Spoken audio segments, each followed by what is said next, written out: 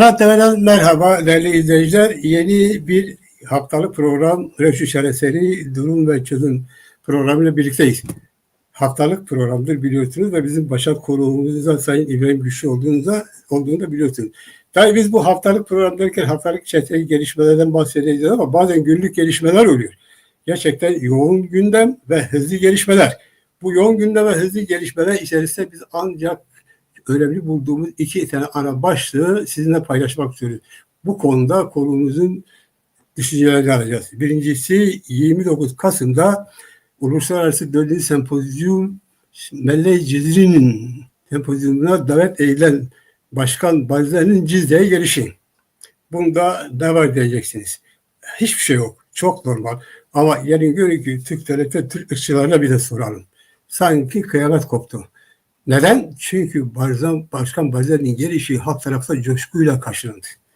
Bunun bir anlamı var. Halk Başkan Barzani bağrına bastı, coşkuyla karşıladı ve halkın ilgisi yüksekti. İşte onların içerisine düşen ateş de bu.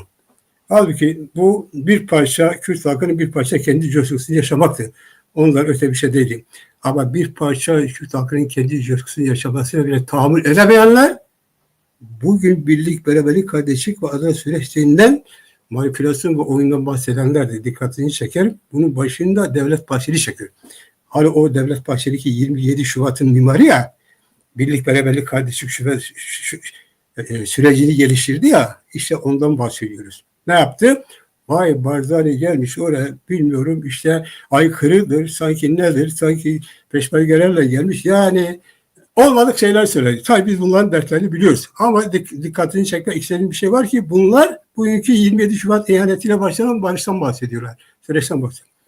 Biz bunu değerlendireceğiz. İkincisi ise bu gelişin, bu kopan kıyametin deyim yerindeyse 27 Şubat ihanet belgesiyle ilgisi. Bunu göz ardı edersek çok şey anlamış olduğunu sanmayız. Çünkü 27 Şubat'ta biz boşuna değerli izleyiciler biz boşuna tekrarlamıyoruz bunu. Bakın 27 Şubat belge değil mi? İhanet belgesi diyoruz. Gerçekten ihanet belgesidir. Yani onun önünde, arkası, etapta kimler ne tartışıyor, önemli detaylar yok, şu şöyledir, yok öyle değil, böyle. Bunlar işin manipülasyonu. 2 gündür bu manipülasyon devam ediyor. Komisyon şunu dedi, yok öyle dedi, yok böyle dedi. Bunlar işin masalın. İşin esasını 27 Şubat belgesi ortaya koydu. Ya savunulur ya karşı çıkılır. Biz buna ihanet belgesi diyoruz. Bu kadar açık. İşte Barzani'ye saldıran bu mantık 27 Şubat ihanet belgesini destekleyen mantıktı. Yani Bahçeligiller 27 Şubat ihanetini destekliyorlar ama Barzani'ye karşı çıktı. Bak Kürt halkın coşkusuna karşı çıktı. Ama diğer tarafta işin perde anahtar cümlesi ise birlik, beraberlik, kardeşlik. Şimdi biz bunları kendi konumda soracağız ve onun görüşlerini alacağız. Keki İbrahim hoş geldiniz. Teşekkür ederim. İyi akşamlar, iyi yayınlar. Dinleyici arkadaşlara sevgi, saygılarımı iletiyorum. Çok sabırla teşekkür her ederim. hafta bizi dinliyorlar. Öyle Evet. zannediyorum ki programlarınız da epeyce izleniyor. Evet, aynen öyle izleniyor. Haftalık bu program elbet ilgiyle izleniyor. Çünkü iki özellikten dolayı izleniyor. Bir, güncel gelişmeler esas alıyor. Yani esas derken önemli konular esas alıyor. İkinci ise bu önemli konuların perde arkasını anlatıyor. Yani sadece bir anlatmak, değerlendirmek ötesi bir de bunun perde arkasını anlatıyor. Bize gelen tepkiler de zaten bunu gösteriyor. Yani bu programın ne derece izlenildiğini gösteriyor. Onun için kolaylıklar diliyorum, başarılar diliyorum. Teşekkürler. Şimdi Kek İbrahim, aslında dünyada hiçbir kimsenin tartışmadığı bir konuyu tartışıyoruz. Şöyle, bir başkan kendi ülkesinin bir köşesinde resmi bir ziyaret olarak gitti. Yani bir sempozyuma gitti. Davet edildi yani. Davet edildi gitti. Orada zaten sempozyumun adını verdiğim Melle Cizri 4. Uluslararası Sempozyumdur. Melle Cizri'yi bilmeyen yok. Yani Melle Cizri Kürdistan tarihinde önemli bir isim. Önemli bir Erdeyebat Kürtçenin önemli bir ustası. Hala onun şiirleri dilden dile dolaşıyor. Yani önemli bir edebiyat figürü, şair. O da gitti, Başkan Barzani gitti, Melle Cizri'yi andı, anlattı. Hatta o da şiirler de okudu. O önemli Dılcım'ın şiiri hala dillere destan. Yani bunda diyeceksin ne var? Yani herkesin yaptığı şey. Fakat Diğer bir tarafta hoş olan bir şey halk bağrına bastı. Yani halk coşkuyla karşıladı. Bu herati dedi, afişler astılar. Serok Barzani yani bu aslında Barzani'nin şahsında Kürdistan Federal Devleti'ne o aslan bayrağı, o dalgalanan bayrağı hükümete, Kürdistan özgür özlemine bir coşkuydu yani. Yani peki yani nedir bu saldırılar? Kim tahammül etmiyor? Bu tahammülsüzlüğün perde arkası nedir? Önce size bu soruyu sorayım. Buyurun. Yani birincisi Kak Mesut'un Malaya Ciziri ile bir özel yakınlığı var. Evet. Yani Malaya Ciziri üzerinde çalışmaları var, şiirleri var. Ve ayrıca da biliyorsunuz ben hemen gelişinden sonra da yazdım. Kültürel, sosyal, toplumsal kategori itibariyle de birbirleriyle bütünleşen, özdeşen, yani Barzani ailesi, Nakşibendi tarikatıyla toplumsal ve dini bir lider kategorisi olarak, bir aşiret olarak, Kürdistan tarihinde de büyük önemi olan bir lider olarak biliyorsunuz Kürt edebiyatına da büyük önem veren, Kürt de milli değerlerine önem veren liderlerden biridir. Yani Abdullah Öcalan gibi Kürt dilini küçümseyen bir lider olması mümkün değildir. Haşa, kültürünü küçümsemesi söz konusu olmaz, mümkün değildir.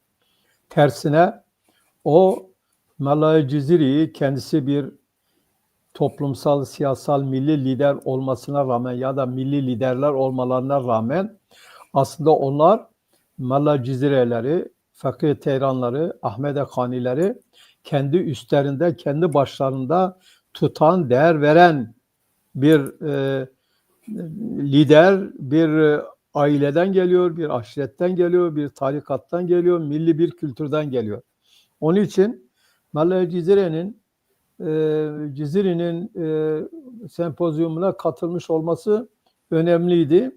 Ayrıca Kürdistan Başkanı Mesut Barzani Brez ya da Sayın Mesut Barzani zorla sempozyuma katılmış bir lider değil. Daha doğrusu Türkiye Cumhuriyeti yetkililerinin, yani valiliğin, Şırnak valiliğinin, üniversite dekanlığı, rektörlüğünün ve diğer yetkililerin de haberdar olduğu. Çünkü biliyorsunuz toplantıya katılanlardan bir tanesi de Cumhurbaşkanı'nın en yakınlarından biri, devletin önemli yetkilileri de katıldılar oraya, o toplantıya. Davet edildi. Zaten davetinden önce şöyle bir anormallik vardı. Hiçbir televizyon, Türkiye'deki ulusal televizyonlar ana denilebilir ki yani güçlü televizyonlar Kürdistan Başkanı'nın sempozyuma katılacağı konusunda önceden hiçbir haber vermediler. Aslında daha sonra da bir haber vermediler. Sessiz ve sedasız gelip gitmesini, sempozyumun dar sınırları içinde hapsedilmesini, yani orada gelmiş olmasının sadece teknik bir olay gibi görmeyi ve öyle göstermeyi, öyle kalmasını istiyorlardı. Tabii durum böyle olmadı. Onun için son ana kadar, denilebilir ki son gününe kadar Sayın Mesut Barzani'nin de toplantıya geleceğiyle, sempozyuma geleceğiyle ilgili bir durum netliği söz konusu değildi. Eğer önceden bir durum netliği olmuş olsaydı, yine Türkiye Cumhuriyeti'nin ırkçıların söylediği gibi organizeli bir geliş olsaydı, o zaman Kürdistan Demokrat Partisi, Kürdistan Federe Bölgesi Başkanlığı ve hükümeti, denilebilir ki sivil toplum örgütleri ciddi bir çaba sarf edip kendi dostlarını toplantıya çağırırlardı ya da toplantıya gelmelerini sağlamaya çalışırlardı. Bizler Kürdistan Demokrat Partisi'nin Kürdistan Federe Bölgesi yönetiminin yakın dostları olmamıza rağmen ne bireyler olarak ne de siyasi partilere Kürdistan Demokrat Partisi'nden ya da Kürdistan yönetiminden herhangi bir davet gelmedi, herhangi bir çağrı yapılmadı. Yani sizler de e, Kürdistan Başkanı Sayın Mesut Barzani toplantıya geliyor. Siz de oraya gelin. Yani topluluklar gelin, tezahüratlar yapın, onları karşılayın diye herhangi bir planlama, mesela Türkiye'de basın organları, televizyonlar edep sınırlarını aşarak bunun bir PR çalışması olduğunu söylediler. Tabii kendilerinin PR'a bir ihtiyacı var. PR çalışmasına ihtiyaçları var. Çünkü seçimli liderler ve üstelik de halkın güvenmediği liderler. Bahçeli aslında halkın güvendiği bir insan değil. Birçok tarihsel nedenlerden dolayı %10'larda oy alan bir lider. Ama ırkçı olarak tanınan bir lider. Geçmişte geçmişi sicili karanlık olan bir lider. Yönettiği ülke ocakları kan dökmüş bir örgüt. Cinayet işlemiş olan bir örgüt. Dolayısıyla aslında halkın içtenlikle bunları benimsemeleri mümkün değil. Bunların PR çalışmalarına ihtiyacı var. Bunların propagandalara ihtiyacı var. Ama Sayın Mesut Barzani'nin propagandaya ihtiyacı yok. 100 yıllık bir milli mücadelenin yani mirasçısı olan bir lider, toplumsal bir lider, toplumsal dini bir milli lider, doğal bir lider, ideolojik olmayan bir lider, halktan gelen bir lider, kendisini peşmerge kabul eden bir lider, Kürtlerin de kendisine çok yakın hissettikleri, belki onun ruhuyla, kültürel değerlerle, davranışlarıyla bütünleşen bir lider konumunda. Böyle bir PR çalışması yapılmadı. Aslında bana sorarsanız, mesela şöyle bir soru soruluyor. İbrahim Güçlü, sen gittin mi? Hayır, ben gitmedim. Neden gitmedim? İşin doğrusu Türkiye Cumhuriyeti Devleti'nin Kek Mesut'u getirip o salonun sınırlarına sığdırıp aslında bir anlamıyla kendileri bir PR çalışması içindeydiler. Kek Mesut'un gelişini 27 Şubat projesinin yedek hale getirmeye, yedeklemeye çalışıyorlardı. Çünkü Kek Mesut farklı bir kapsamda elbette bu süreci bizim gibi PKK'nın örgüt olarak tasfiyesini savunan, aynı zamanda silahta arınmasını, silahsızlandırılmasını, partinin PKK'nın ortada kalkmasını savunan bir lider. Ama Abdullah Öcalan'ın Kürtlerin devlet olmamalı, Kürtler milli devlet onların hakkı değil, otonomi, federasyon hakları değil, kültürel özellik hakkı değildir boyutunun Barzani tarafından, Kürdistan Demokrat Partisi tarafından, Kürdistan Federe Yönetimi tarafında, Başkanlığı ve Başbakanlık Meclisi tarafında desteklemesi olan aklımı, yani Kürdistan'ın bir parçasında federasyon oluşturan ve bunun yönetimini yapan, bunu uluslararası meşruiyetini kabul ettiren liderler 27 Şubat'ı kayıtsız şartsız desteklemeler söz konusu olabilir miydi? Bu mümkün değil. Ama Türkiye Cumhuriyeti Devleti biliyorsunuz yaptıkları manipülasyonlarla hep böyle sanki Abdullah Öcalan'ı, geçmişini, Kürdistan Başkanı Sayın Mesut Barzani unutmuş, onların Kürdistan Federe bölgesini yıkma politikalarını, Kürdistan Demokrat Partisi'ne karşıttığını, Kürdistan'daki Güney Kürdistan'daki Milli Kurtuluş Hareketi'ne karşıttığını, Mustafa Barzani'ye olan düşmanlığını ve onunla birlikte bütün milli hareketlere, milli liderlere olan düşmanlığını unuttular. Dolayısıyla bu projeyi o işleri unutarak desteklediklerini düşünüyorlardı. Fakat halk son dakikada bile, yani son anlarda bile öyle düşünüldüğü gibi çok ciddi bir organizasyonla olmamasına rağmen alabildiğine spontane, kendiliğinden ciddi bir karşılama ve salonun dışına çıktığı zaman da Cizre halkı ciddi bir gösteride bulundu. Şimdi ondan sonra ortaya çıkan gelişmelerde onların üzerinde duracağız ama şimdi öncelikle daha sonra Bahçeli ve ırkçı çevrelerin, Kemalist çevreleri, hatta apoist çevreleri saldırılarının ne baktığın zaman sanki dersiniz ki kendiliğinden Kürdistan Başkanı Sayın Mesut Barzani kendiliğinden gelmiş. Oysa öyle değil.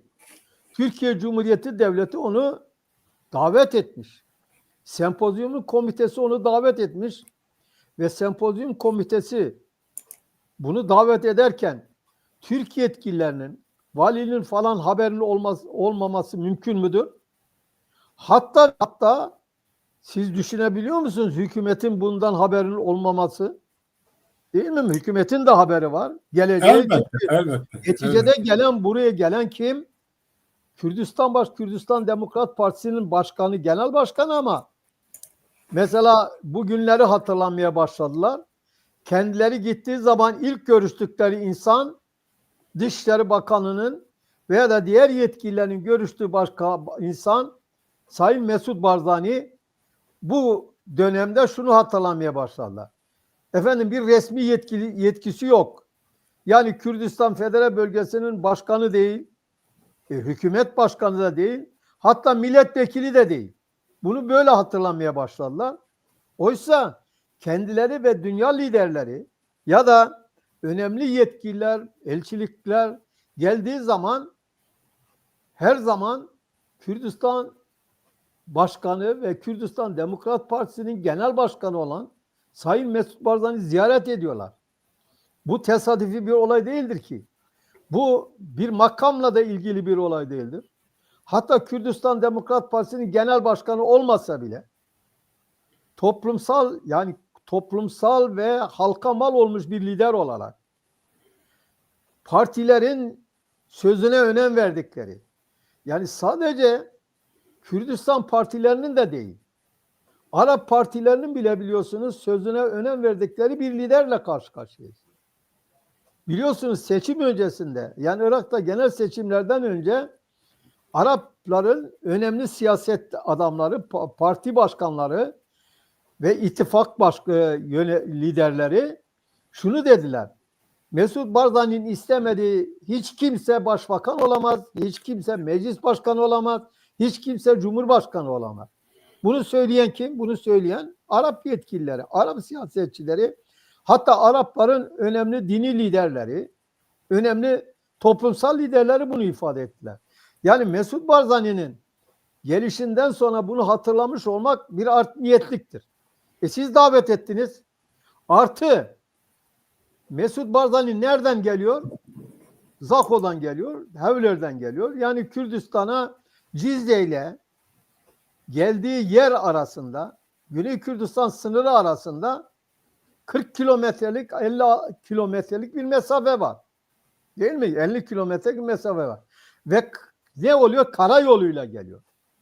Peki karayoluyla geldiği zaman bu kadar önemli bir liderin güvenlik almadan gelmesi düşünülebilir mi? Bunu Türkiye Cumhuriyeti yetkililer bunun hesabını yapamazlar mı? Uçakla gelmiyor. Uçakla geldiği zaman güvenlikli bir şekilde örneğin Hevler'de ya da Süleymaniye'de uçağa biner. Gittiği ülkede de o ülkenin güvenlik güçleri onun güvenliğini sağlarlar. Değil mi? Protokol aslında hep böyledir. Bütün liderlerin böyle olmuştur. Ama kendilerinin de özel güvenlik görevlileri vardır. Kendilerini koruyan güvenlik görevlileri vardır. Fakat burada böyle uçakla bir yerden bir yere gelmiyor. Ne oluyor? Zako'dan ya da Habur'dan sınırdan geçiyor. Uzun bir yol, çok uzun olmamasına rağmen ama bir lider açısından, Mesut Barzani açısından riskli olan bir yoldan bahsediyoruz. Yani biz orada devlet dışı güçlerin güç odaklarının provokasyon yapmaması düşünülebilir mi? Hatta PKK'nin düşünülebilir mi?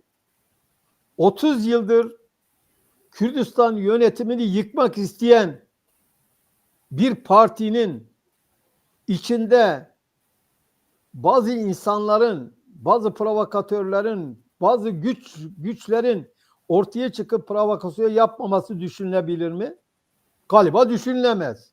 Peki hatta bunlar bile binde bir ihtimal olsa bile Kürdistan Demokrat Partisi ve Kürdistan yönetimini bu güvenliği sağlamadan Mesut Barzani gibi bir lideri Cizre'ye göndermesi olanaklı değil. Artı onların anlamadığı bir şey var. Ya neticede Mesut Barzani bir şehrinden bir başka şehrine geliyor. Cizre Mesut Barzani'nin şehridir. Cizre yabancı bir yer değildir. Evet, Cizre bir Türk şehri değildir.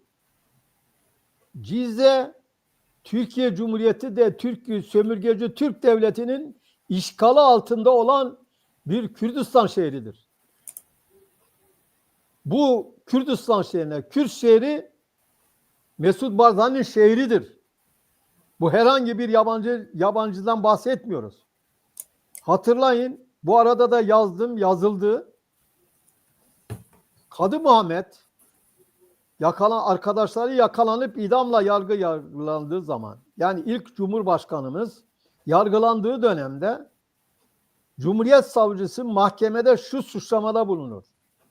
Der ki, siz yabancı güçlerle, yabancı güç odaklarıyla, bazı önemli şahsiyetlerle ittifak ettiniz, işbirliği yaptınız. Bizim ülkemizde karışıklık yarattınız, karışıklık yaratmak istediniz. Bizim ülkemizde bölmeye çalıştınız derler. Ve bundan kastettikleri açıktı. Mallah Mustafa Barzani'ydi. Kadı Muhammed'in cevabı çok açıktır. Diyor ki neticede Kürdistan 4'e bölünmüş bir evin 4 odası gibidir. Yani bir evi düşünün, 4 odası var. Odalardan birinden bir diğerine gelmiş. Yani Güney odasından Doğu odasına geldi diyor. Dolayısıyla bu bir yabancı değil. Bu bir Kürt lideridir, bir Kürdistan lideridir, bir Kürt milli lideridir diyor. Onun için Mesut Barzani bir yabancı yere gelmiyor. Açık bir şekilde şeye geliyor. İşte belki de tepki gösterilen konulardan bir tanesi Cizre'nin ve Kürdistan'ın Türk devleti tarafından işgal edildiğinin yeniden hafızalara çıkmasıydı. Yeniden bunun algılanmış olmasıydı. Yeniden bunun anlaşılmış olmasıydı. Yeniden bunun Türkiye Cumhuriyeti'nin yetkilerini gözüne batırılmış olmasıydı. Birincisi gösterdikleri en büyük tepki bu. Ne oluyor bu? Cizre'de bizim egemenliğimiz altında olan bir yer, bizim işgalimiz altında olan bir yer. Mesut Barzani geliyor buraya. Bahçeli isterse deneme olarak bir gitsin bakalım. Cizre'de kaç kişi onu karşılayacak? Yani Cizre'de Kürtler karşılamayacaklar. Demliler karşılayacak. Onun ittifakçıları karşılayacak. PKK'liler karşılayacak. Belki Bahçeli şöyle zannediyor. 27 Şubat ve 50 yıldır Kürtlere karşı devlet adına vekalet savaşı verilen PKK'nın bugün kendisini desteklediğinden dolayı kendi resimlerinin Kürdistan'da, Bitlis'te, Diyarbakır'da surlara asılmış olmasının bir Kürt lideri gibi kabul edileceğini zannediyor. Evet. Öyle değil. Bu öyle zannediyor. O zannediyor ki bu Kürt lideridir. İsterse bir deneme yapsın bakalım. Bir deneme yapsın. Şimdiye kadar siz seçimlerde, genel seçimlerde, Cumhurbaşkanı seçimlerinde, yerel seçimlerde siz yani hepimiz halk, kamuoyu, dünya Bahçeli'nin Kürdistan herhangi bir şehrinde bir seçim kampanyasına katıldığını duydunuz mu? Şahit olduk mu? Hayır, olamadık. Niye gelemedin? Çünkü sen en aykırı ve en ırkçı lider olduğun için halkın, Kürt milletinin beynine bu kazınmış durumdadır. Baskıyla bunu bastırabilirsiniz. Baskıyla insanların tepki göstermesini engelleyebilirsiniz. Ama Kürtler fırsat bulduğu zaman tepkilerini göstereceklerdir. Evet. İkincisi şu, bu sevgi şunu ortaya çıkarttı. Dediler ki ya bir dakika, biz kendimizce televizyonlarda bunu bir de ya tarih bilgisinden yoksun, Türkiye'nin ya Kürdistan bölge gerçekliğinden yoksun bir şekilde Abdullah Öcalan'ın Kürtlerin tek lideri olabileceği konusunda kendilerini ikna etmişler. Öyle ikna etmişler. Aslında Kürt lideri olmamasına rağmen devletin kendisinin Kürtler için yarattığı bir lider olduğunu unutmuş olmalarına rağmen unutarak onun bir Kürt lideri olduğunu kabul ediyorlar. Üstelik Kürt lideri olmasını kabul etmekle kalmıyorlar. Tek lider olduğunu kabul ediyorlar. Evet. Yani Abdullah Öcalan'ın zorla, kan dökerek, on binlerce insanı, Kürt gencini ölerek, öldürterek, infaz ederek, devletin desteğiyle sağladığı diktatörlüğün o ideolojik devlete bağımlı ve devletten gücünü alan liderliğinin Kürdistanlar için benimsenir bir olduğunu zannediyorlar. Ve ondan sonra diyorlar ki ya bir dakika, biz oysa hiç Mesut Barzani, Sayın Mesut Barzani asıl liderlerden biri bu. Ya siz bilmiyor musunuz? Onun babası Molla Mustafa Barzani, onun dedesi Abdüsselam Barzani. Hatta öyle de değil yani. Mesela Şeyh Said Efendi sadece Kuzey Kürdistan'ın lideri kabul edilmez ki Halit Cibranlı, Halit Bey Seyit Rıza ya da İhsan Nuri Paşa ya da Kadı Muhammed. Onlar aynı zamanda diğer Kürdistan parçalarının da milli liderleri konumundadırlar. Halk onları kendileri için lider kabul ediyor. Hatta yıllar öncesinde televizyon programlarında dedi ki siz hukuki ve zorbalıkla sizin cumhurbaşkanınız bizim cumhurbaşkanımız kabul ediliyor. Sizin hükümetiniz bizim hükümetimiz kabul ediliyor. Oysa doğal hukuk açısından, milli hukuk açısından kendim ben Mesut Barzani kendi liderim kabul ediyorum.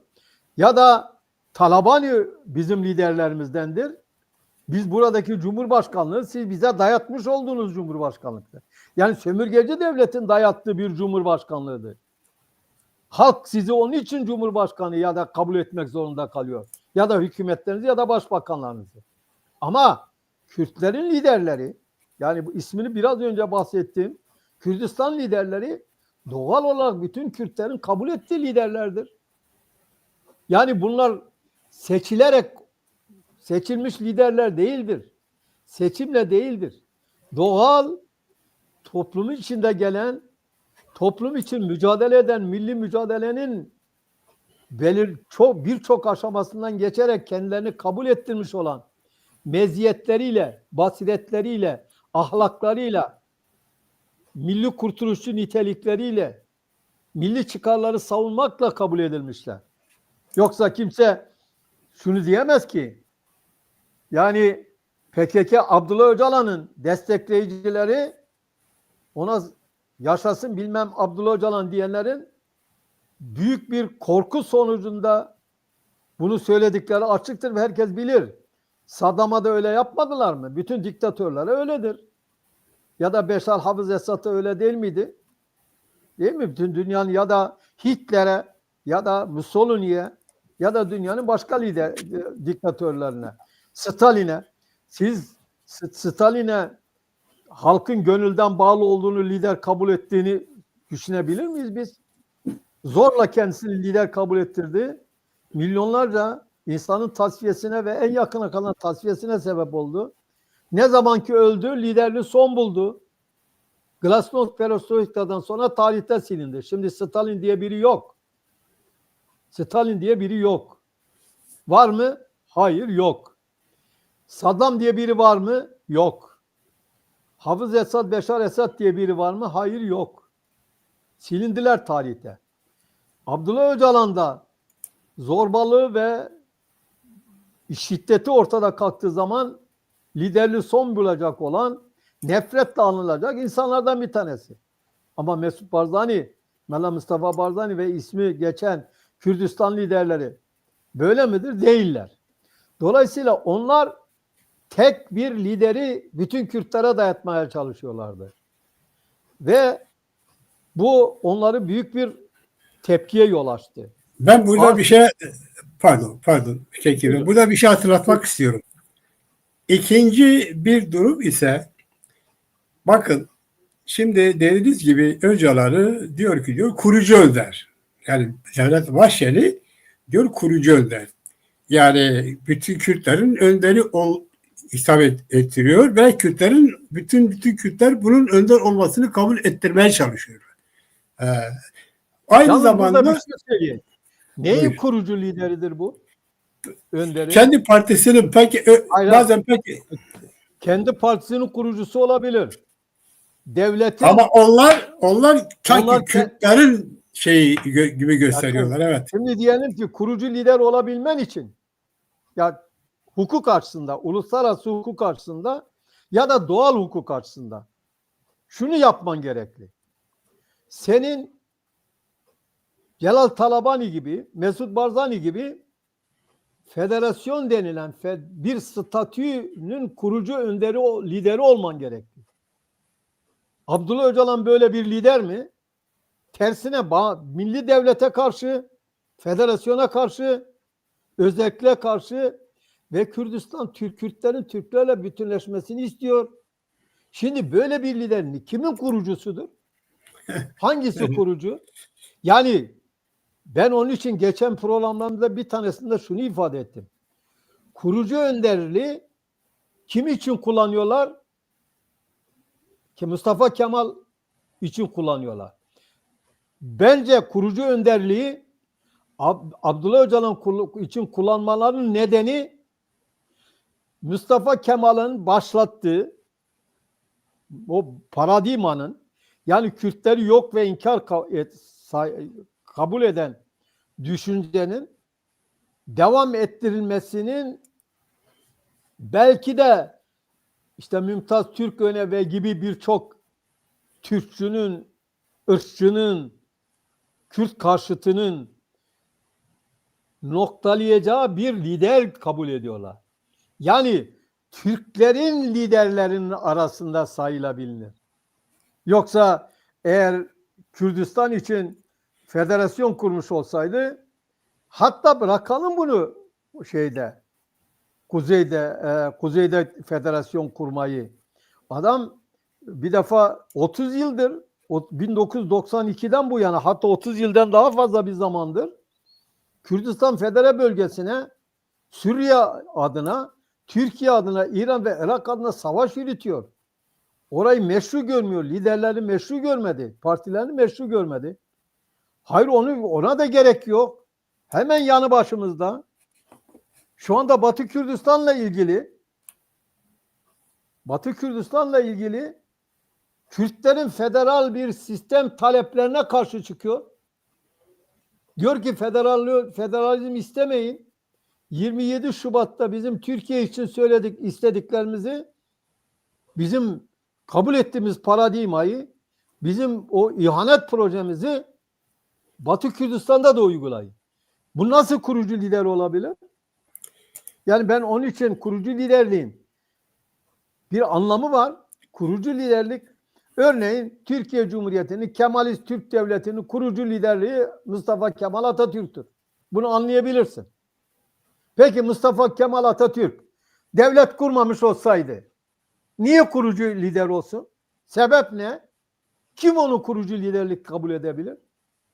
Eğer biz bugün Kürdistan Federe Bölgesi için kurucu lider bir Sayın Mesut Barzani'nin, Sayın Celal Talabani'nin isimlerini zikrediyorsak ve dünya bunu böyle kabul ediyorsa, dünya da bunu böyle kabul ediyorsa, bunun nedeni Kürdistan'da federal bir sistemin yöneticileri ve kurucuları olmalarıdır. Sadece o da değil.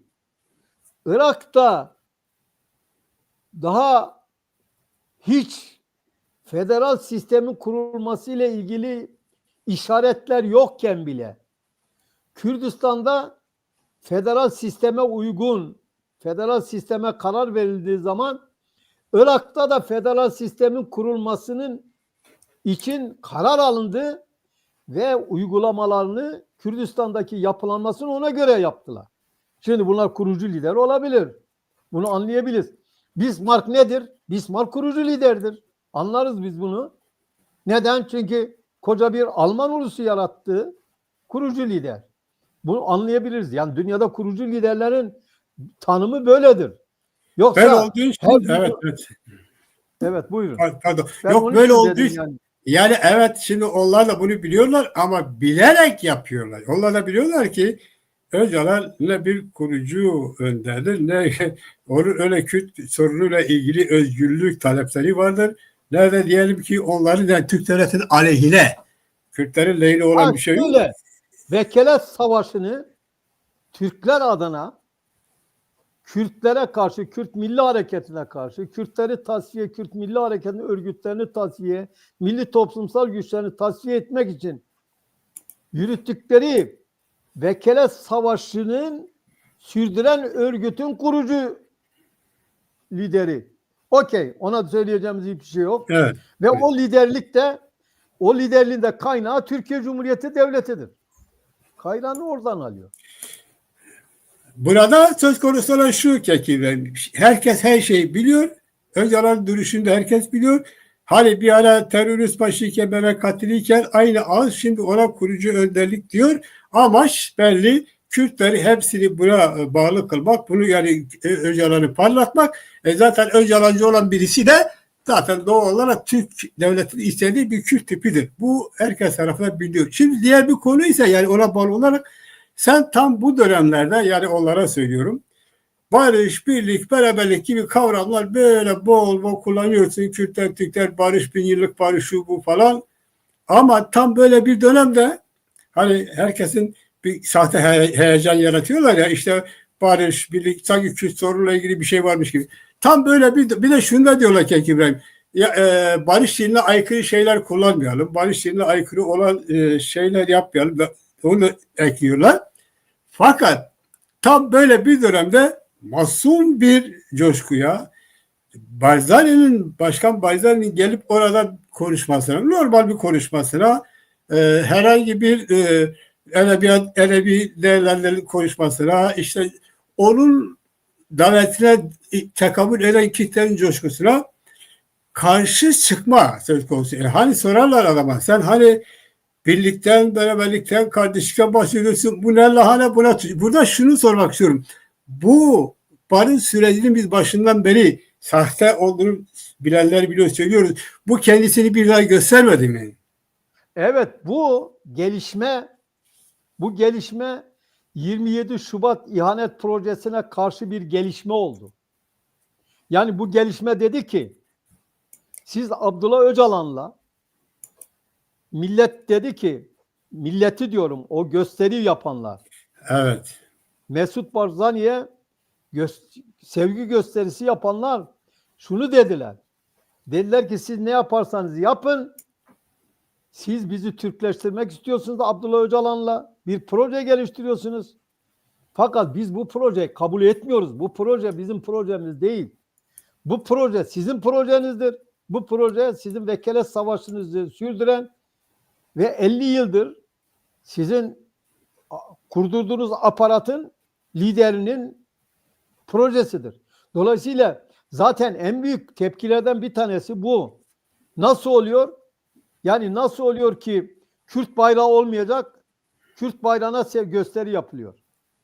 Diyor ki Kürdistan'da güvenlik güçleri olmayacak.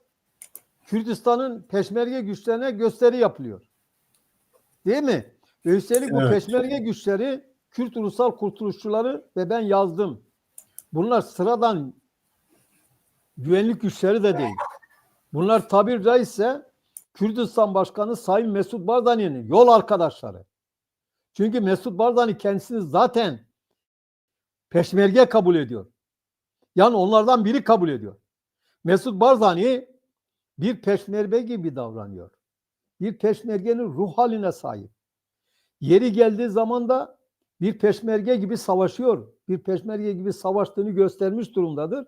Bugün de eğer yeniden bu koşullar çıkarsa, Kürt halkı büyük bir tehlikeyle karşı karşıya kalırsa, DAEŞ döneminde olduğu gibi, yine Mesut Barzani bir lider, sadece bir lider olarak da değil, bir peşmerge olarak, bir peşmergenin komutanı olarak, tecrübeli bir komutanı, tecrübeli bir peşmerge gibi savaşacak. Onun için bu şeyi deşifre etti. Halk bizim projemizi desteklemiyor. Ve Mesut'a kızgınlıklarının en önemli nedenlerinden bir tanesi de bu açığa çıkmıyordu tabii ki. Bunu üstünü örtmeye çalışıyorlardı. Mesut başından beri Mazlum Abdi ile biliyorsun görüşme yaptı. Davet etti kendisi. Evet. Görüştü. Değil mi? Kürdistan yönetimi görüştü. Ondan sonra büyük bir tehlike ortaya çıktı. Şara yönetimi aşiret güçlerini işte Kürtlerin üzerine göndereceğini söyledi.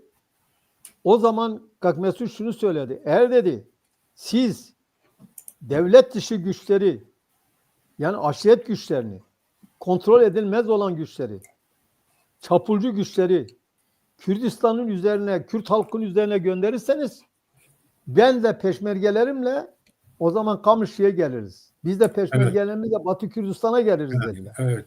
Ve başından beri silahla ilintili bir olay değil, Kürdistan'ın federal bir sistem olarak Suriye'nin organize edilmesi gerekti.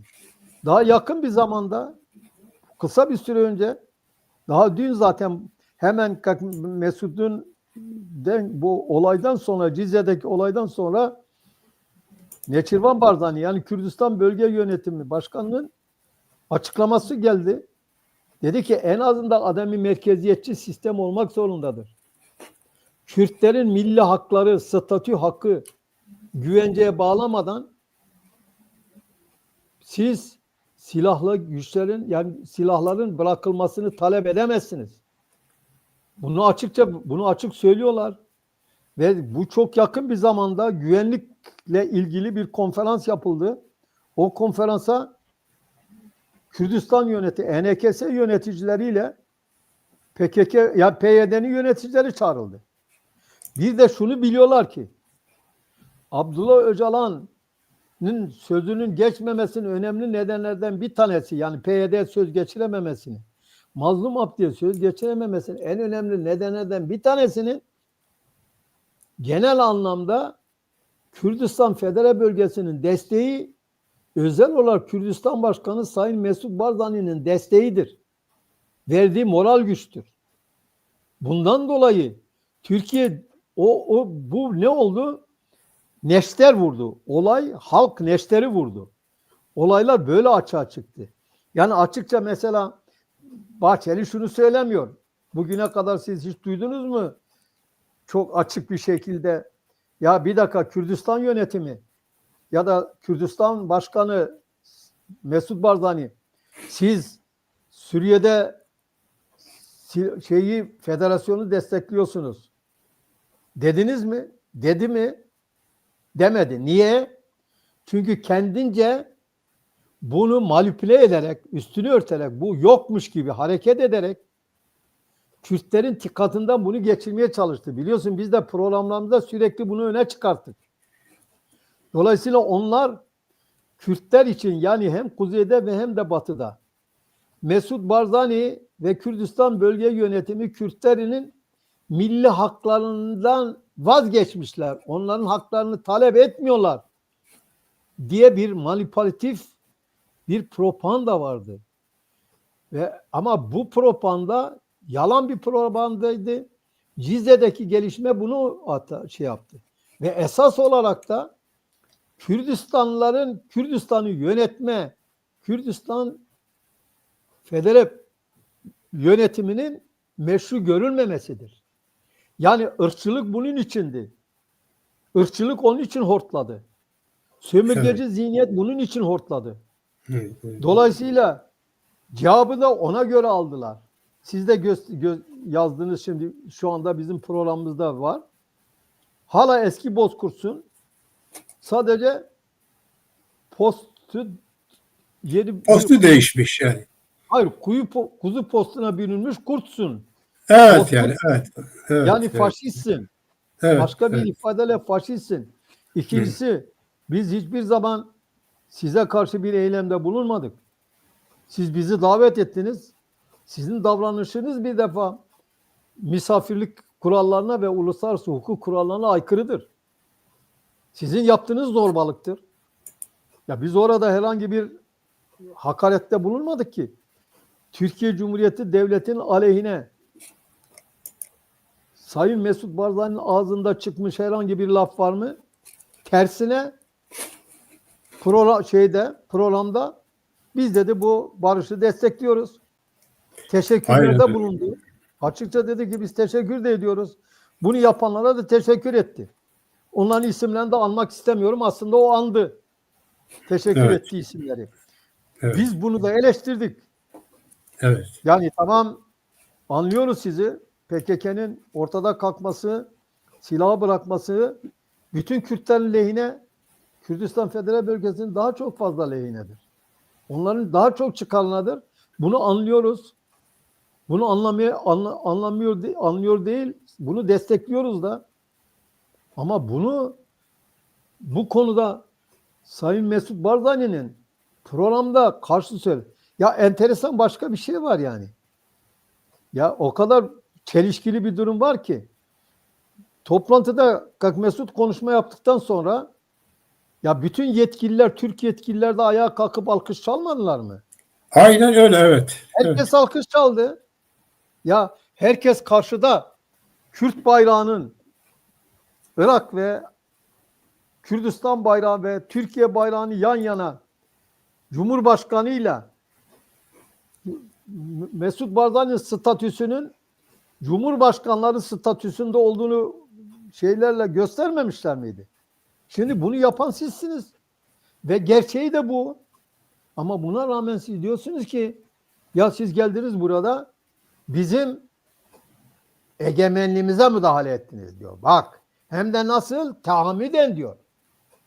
Yani o kadar utanmazca, o kadar iftira yapıyor ki tahammüden ne demektir hukukta?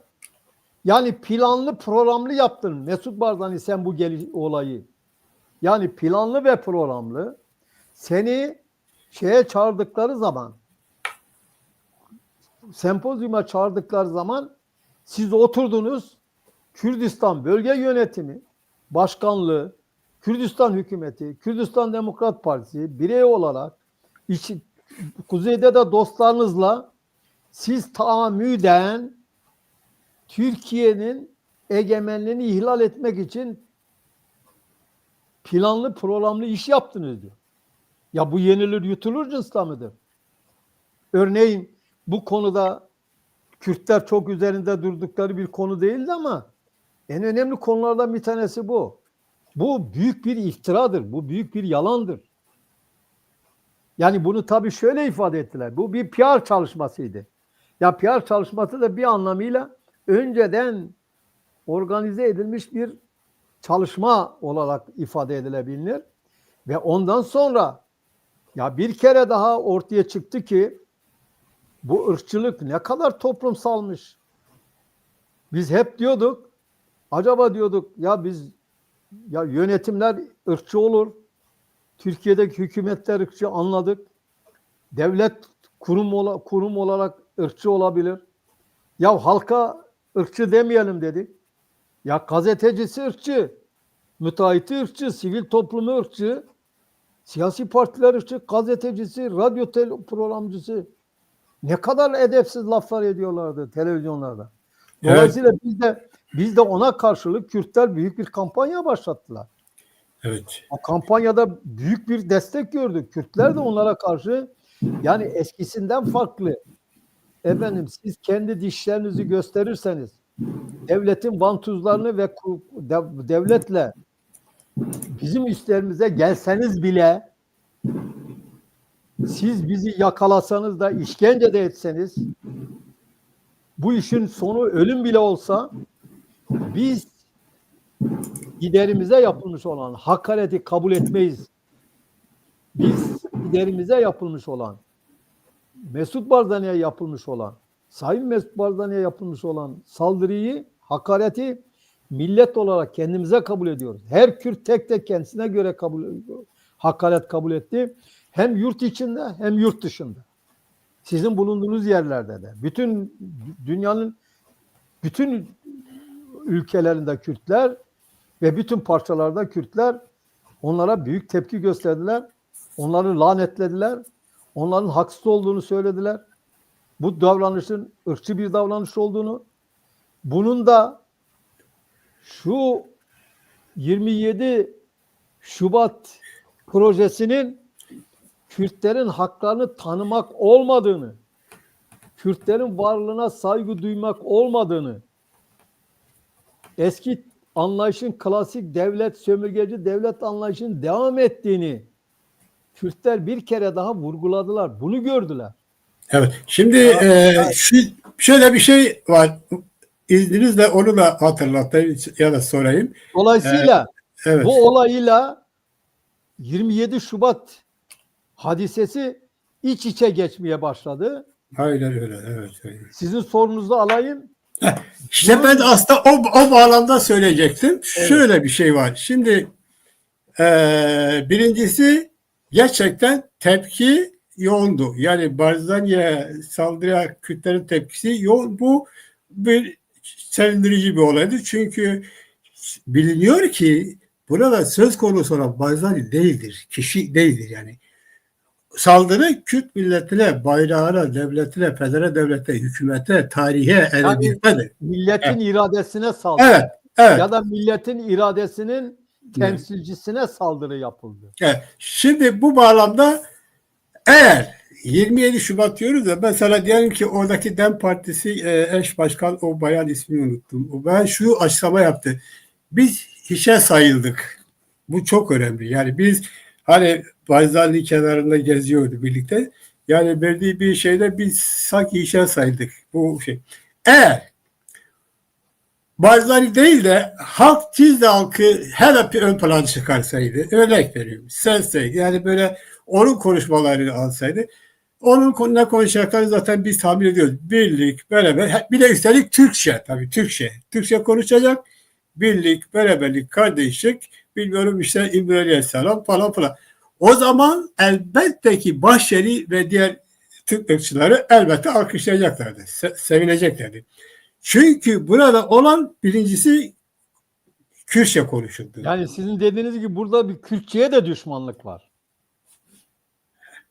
Evet. Ya sizin dediğiniz gibi burada aynı zamanda Kürtçenin konuşulmuş olması da tepki çeken bir olay. Elbette bunlar hep ve doğru bir tespit. Aynen, yani şimdi orada konuşmak Kürtçe, orada Melek Cizri'nin şahsında Kürt edebiyatından bahsetti. Kürtçenin güzelliğinden bahsetti. Zaten dil Kürtçeydi ve Melek Cizri'nin o güzel şiirlerinden parçalar okudu. Şimdi bu artı evet, Türkçe konuşanların konuşmaları da Kürtçe'ye çevrildi. Evet, aynen. Bu da önemli. Evet. Yani şey yok, Kek İbrahim bakın, savaş yok, şiddet yok, onun çağrışımı yok. Yani nasıl anlatayım? Yani böyle aleyhe bir şey yok. Normal Kürtçe konuşuldu. Ülkenin tarihinden bahsedildi. Melek Cizri'nin tarihteki rolünden bahsedildi. Yani buna tahammülsüzlük var. Demek ki Barzani'nin gelişi aynı zamanda bir Kürdistan'ın ruhun o rüzgarın esintisidir. Tahammülsüzlük bu rüzgarın esintisinedir. Yani bunu böyle okumak lazım biliyorsunuz. İkincisi esas sorma geleyim. Sorum şu. Ama Bugünlerde buna bir şey daha ekleyeyim. buyurun buyurun. Alabildiğine de sempatik bir pozisyon ortaya çıktı. Aynen. Bir durum ortaya çıktı. Aynen. Siz bana sorarsanız aklı başındaki Kürtler bile Mesud'un o sempatik konumunu, militer olmayan konumuna sempati duyduklarını düşünüyorum. Yani aklı başındaki olan Türkler de ona sempati duydular. O toplantıda olanlar. Hatta Evet. dışında olanlar da. Yani böyle devletin doğrudan baskısı altında olmayan, doğrudan ırkçılıktan beslenmeyenler bile. Tıpkı Irak'ta olduğu gibi, Irak'ta nasıl ki Arapların önemli bir bölümü e, Sayın Mesut Barzani sadece Kürtlerin lideri değil, kendilerinin de lideri kabul ediyorlar. Evet. Aslında Türkler de bunu çok sempatik buldular. Yani ortada bir anormal yok. Böyle insanları horlayan, küçümseyen Tabii yok. herhangi bir Yok. durum yok. Yok. Tersine gösterilmiş. Mütevazilik var. Ya Aynen. alabildiğine mütevazilik var. Evet. Onların konuşmacılarını içtenlikle alkışlaması söz konusu. Malla Cizire ile ilgili söylenenlerin alkışlanması var ve bunu gülerek karşılıyor. Evet. Surat asıklığı yok. Onlar Yok. bile önemli. Yani vücut hareketlerine bile baksak biz burada bir sempati var. Bu bile büyük tepkiye yol açmış olabilir. Yani bu kendisini gösterdi Açığa ki çıkmayan nedenlerden biri de bu olabilir. aynen. Çünkü Yani kendisini gösterdi ki o kendileri asık suratlıdır. tabii. Bahçeli'nin konuşmalarını dinlediğimiz zaman Hitler'in konuşmasını dinler gibiyiz. Tipik bir faşist liderin konuşmasını dinlemiş oluyoruz. Evet. Karşılarındakini bir şey saymayan, Hı. ondan sonra saldırgan, gürleyen, o efendime söyleyeyim çevresini küçümseyen, sadece biz şeyle ilgili de değil, Kürtlerle ilgili. Türkleri de öyle gören bir lider. Dolayısıyla bu aynı zamanda ciddi bir kıskançlık nedeni de sayılmış olabilir. Peki. Şimdi son günlerde Nedeni de tam oldu. bunlardan sonra Kekil Bey bu açıklamalardan sonra kampanyadan sonra e, bu yine gündeme getiriliyor. Komisyon. Ona biraz değinelim çünkü programımızın sonuna doğru geldik. Ona biraz değinelim istiyorum. Şimdi herkes yine bir kafa karışıklığı var. Yok Öcalan şöyle dedi, yok böyle dedi, yok asla çarpıtılıyor, yok çarpıtılmıyor. Komisyon numara kurulmuş tekrar açıkladı ki Kürtçe talebi bile yani yoktur. Talep gelmemiş önümüze. Öyle bir şey yok. Fakat birileri bir şeyleri kurtarmaya çalışıyor. DEM Partisi zorlanıyor. Aslında biraz çarpıtıldı da yok şöyle oldu da böyle oldu da. Halbuki Öcalan 27 Şubat'ta bu işin aslını, özetini açık açık söyledi. Şimdi durum buyken neden bu manipülasyonlara giriyorlar? Yani sanki Öcalan 27 Şubat dışında veyahut da DEM Parti her neyse onlar sanki onun dışında yeni bir şey söyleyecek iradeleri mi var? Onun olmadığını da biliyoruz. Niye bu oyunu oynuyorlar deyim yerindeyse? Bir de bu soruyu soralım. Şimdi Buyurun. benim görüşüme göre birkaç başka programlarda da ifade ettim. Geçen gün Kürdistan Yurtsever Birliği'nin televizyon zani onların 8 ya bir televizyonları var. Onlar benimle bir program yaptılar 2 gün önce söyledim. Aslında Cizre olayı halkın halk gözünde 27 Şubat'ı mahkum etti. Aslında bu sürecin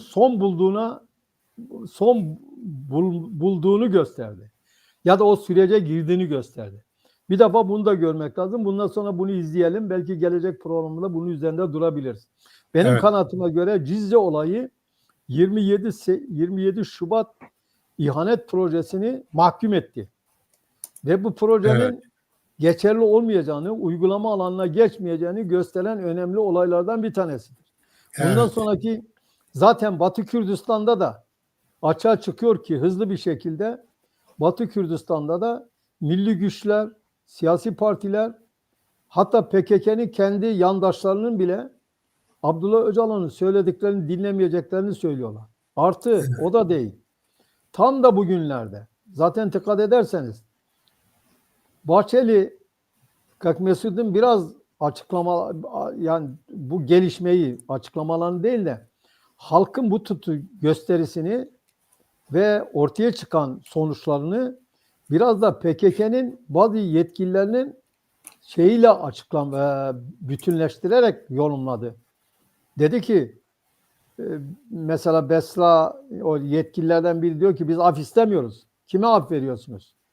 Cevap veriyor. Diyor ki siz suçlusunuz. Yani biz tamam, siz suçluluğunuz sabittir ama biz devletimizin çıkarları gereği sizi affediyoruz. Ya da sizi affetmiyoruz da sizin şu anda suçlu olduğunuzu söylemiyoruz. Oysa dikkat edin, hepsi ağzını açtığı zaman ne diyor? Terörist başı. Aslında suçlu deme. Yani Bahçeli'nin dışında herkes terörist diyor. MHP'nin dışında herkes halen terörist başı ve terörist olduğunu söylemeye devam ediyor. Televizyonlar böyle söylüyor, gazeteler bunu böyle söylüyor. Şimdi bu açığa çıktı ki bir dakika, bu halkın benimseyeceği, yani Kürt milletinin benimsediği bir proje değil, benimsemesi mümkün değil. Benimsese geçici olarak şu anda Abdullah Apoistler, Apo ve taraftarlar yapar. Ha bir noktaya daha söyleyeyim. Biz orada yoktur demesinden Mesut'u suçlamalarına gerek yok. Kendi ortaklarını suçlasınlar. Kendi ortakları onları sempozyuma çağıraydı. Mesut Hayır, oradaydılar da biz yok sayıldık diyorlar. hayır. Yok sayıldık. Ben diyorum ki yok sayılması. Şimdi birincisi sempozyumda yoktunuz, sizi çağırmamışlar. Diğer tarafta bizim zaten üzerinde durduğumuz konu o. Halk sizi yok saydı, yok sayacaktı. İşte o bu. Ve siz eğer oraya gelmiş olsaydınız belki protestoyla karşılaşacaktınız. Siz belki de cesaret edemediniz. Sizin orada gücünüz var. Üstelik en fazla oy aldığınız alanlardan bir tanesidir. Yani bu da ortaya çıktı ki belki de bu olay bir şey daha ortaya çıkarttı. Bu projenin uygulanabilmesinin olanaklı olmadığını, Cizre'deki çok güçlü olmasına rağmen Mesut Barzani'nin bir lider gibi bir lider kabul edilmesi, halkın bu ayağa kalkıp Kürdistan bayrağına, peşmergelerine, Kürdistan liderine, değerlerine sahip çıkması, Kürt diline sahip çıkmasının, bunu gördükten sonra bu şeylerin pek kolay kolay DEM'le, apoistlerle de uygulama şansının olmadığını gördü devlet, görüyor. Dolayısıyla bu bakımdan da diyorum ki bu proje geleceği tehlikeye girdi onlar açısından. En fazla şu anda kızdıkları meselelerden bir tanesi odur. Bence tepkilerin en büyük, ırkçılığın hortlamasının önemli nedeni. Diğer meseleye gelirsek, diğer mesele de şu. Ya açıktır, zaten bugün mecliste okundu ya da dün okundu. Bütün gazetelerde de yayınlandı. Yani özet olarak, özet dediğimiz şey esas olan konular. Bütün sorular ve alınan cevaplar var. 27 Şubat'a bağlıyım diyor. Ben diyor ki efendim Sayın Bahçeli'nin söylediklerine aynen bağlıyım. Ben bu akta, ben bu sözleşmeye bağlıyım diyor. Peki ne söyleyecekti? Kürtçe eğitim, öğretim olacak mı? Biliyorsunuz bugün şeyin açıklaması var. Meclis Başkanı açıklaması var. Evet, bundan kurtulmuş. Meclis Başkanı, hayır hatta ondan önce de, yani komisyon gidip geldikten sonra çok cesaretli bir şekilde Bahçeli ne dedi? Bizim aramızda bir al ver yok, bir pazarlık yoktur dedi. Daha 3 gün öncesinde açıkladı. Meclis Başkanı da dedi ki anayasanın 4. maddesinin değiştirilmesi, Kürtçenin eğitim öğretim dili olması, zaten dedi ki istenmiyor da. Dedi ki DEM bunu istemiyor, Öcalan da bunu istemiyor. Onun için bütün Kürtler yazdı. Dedi ki DEM bunu istemeyebilir. Öcalan istemez. Fakat Kürtler kendi dillerine bağlıdır. Kendi dillerinin resmi dil olmasını, eğitim öğretim dili olmasını istiyorlar. Bunu siz inkar edemezsiniz. Yani Kürt milletinin, Kürt yurtseverlerinin, bu dava insanların değerleriyle, talepleriyle hiç alakası yok 27 Şubat. Ya asgari ölçüde bir şey yok. Hani Yok. asgari diyelim ya. Yani mesela diyelim ki Tayyip Erdoğan'ın yani hükümetinin yaptığı açılımlar kadar bile bir şey yok. Yani diyelim ki 24 saat televizyon kurdu AK Parti hükümeti. Böyle bir talep de yok. Yani Tayyip Erdoğan 24 saatlik televizyon kurdu. Abdullah Öcalan'ın böyle bir talebi yok. Üniversitelerde edebiyat ve Kürt diliyle ilgili bölümler kuruldu. O bile bunun genişlemesini bile istemiyor. Ya da en azından seçilmiş dersler var. Kürtçe seçti derstir. Seçimlik derstir. Bu seçimlik dersin genişlemesinin, sınırlarının genişlemesi talep bile edilmiyor. Yani devlet olmayı federasyon özellikle bırakalım. Kültürel ve dil konusundaki ya konularında yani kültürel özellikli demeyelim de kültürün birbirinden bağımsız unsurlarının bile geliştirilmesi konusunda herhangi bir talebi söz konusu değildir. Onun için bu manipülasyonlar sökmez. Abdullah Öcalan'ın kendi itirafları var. İftira etmiyoruz ki kendisi söylüyor. Kendisinin bu söylediklerinden sonra diğeri laf-ı güzaftır. Diğeri sadece halkı aldatmaktır. Aynen Diğeri öyle. sadece hiledir, hilebazlıktır, sahtekarlıktır. Kusura bakmasınlar. Amiyane deyimle. Evet, Yoksa yani doğru. değildir. Doğru Kek İbrahim. Zaten dediğimiz gibi 27 Şubat'ta Öcalan'ın açıklaması net ve açıktır. Yani burada herhangi bir muğlaklık yok. Ha, ya o desteklenilir ya da karşı çıkılır. Bunun yok. Ama DEM Partisi her fırsatta böyle manipüle yaratıyorsa öyle değil de Bir böyle de dedi şunu de. bilmiyorum. Karşı çıkma. Netleştirelim. Bu proje 50 yıldır devam eden Vekalet Savaşı'nın PKK aparatıyla sürdürülen bir devlet projesidir. Bunu böyle kabul etmek gerekir. Hayır, Burada ama anlıyorum ama bir proje yok. bakın şimdiye kadar Kek İbrahim daha evvelki yıllarda böyle net konuşma fırsatı olmadı ya da zamanı gelmemişti. Böyle bazı şeyler söylüyorlar işte. Ama Hayır, 27 Şubat Öcalan da bu kadar net şeyler söylemiyordu. Öcalan da iki arada bir derede. Şunu da böyle de olabilir diyordu. Fakat eskiden evet. o anlamda da bir problem vardı. Evet. Yani sağa sola çekilebilir, lastik gibi çekebilecek o zaman uzmanları ona o aklı veriyorlardı. Ama bugün katılaştırıldı. Buna gerek bulunmuyor artık. Yani açık ve net söylendi. Esneyemezsin. Aynen Çünkü öyle. hayatidir, geleceğimizdir. Evet. Dolayısıyla kendisinin şunu söylemiş olması önemli değil midir? Biz yeniden İsrail hakkında, Amerika hakkında söyledikleri çok anlamlı değil midir? Çünkü İsrailler Kürtlerin ve bölgede Kürt devletinden yana, Kürtlerin haklarında yana ya da Suriye'de federasyonu desteklemede yana, o öyle algılanıyor. Türkiye Cumhuriyeti Devleti hep böyle söylemiyor mu? Abdullah Evet. Öcalan da öyle algılıyor ve dolayısıyla Açık. bunu bir tehlike olarak görüp buna karşı bir mücadele edilmesi gerektiğini söylüyor. Evet. Ötesi var mı daha? Başka ne söylenir?